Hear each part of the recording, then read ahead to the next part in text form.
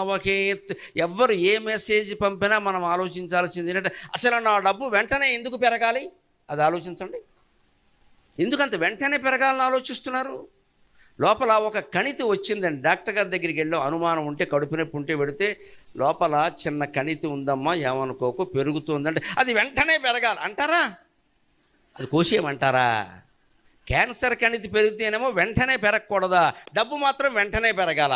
లోపం ఎవరిదండి? మనదే. లక్ష్మీదేవిని అనుకోవడం ఎందుకు? ప్రతిదీ వెంటనే పెరగాలని చెప్పొచ్చు కదా. నీకు ఇష్టం లేనివన్నీనేమో తగ్గిపోవాలి, నీకు ఇష్టమైన వెంటనే పెరిగిపోవాలి. ఇక్కడుంది లోపం.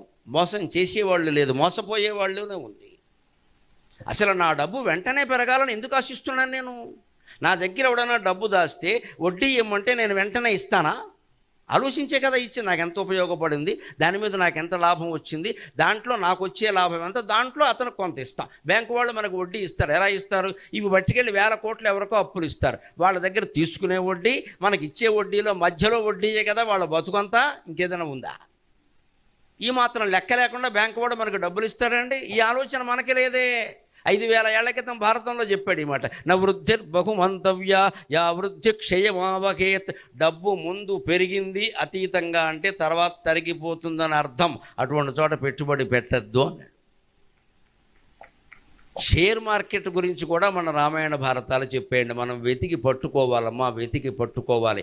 ఈ జీవుడికి మొదటి నుంచి తాపత్రయం ఏమిటంటే, ఎన్ని వేల గ్రంథాలు చదివినా నా కళ్ళ ముందున్న మనిషికి ఉపయోగపడే శ్లోకం ఏదని నేను వెతుకుతాను, దాన్ని ఎలాగో అలా పట్టుకొచ్చి చెబుతాను, అంతే తాపత్రయం. నా కళ్ళ ముందున్న మనిషి, వాడు వాచ్మెన్ కావచ్చు, క్లీనర్ కావచ్చు, డ్రైవర్ కావచ్చు, అతనికి ఉపయోగపడేది ఏదైనా ఉందా? ఆ కాసేపు అతనికి అది చెబుతాం. దానికోసం వ్యాసభారతం వెతుకుతాం.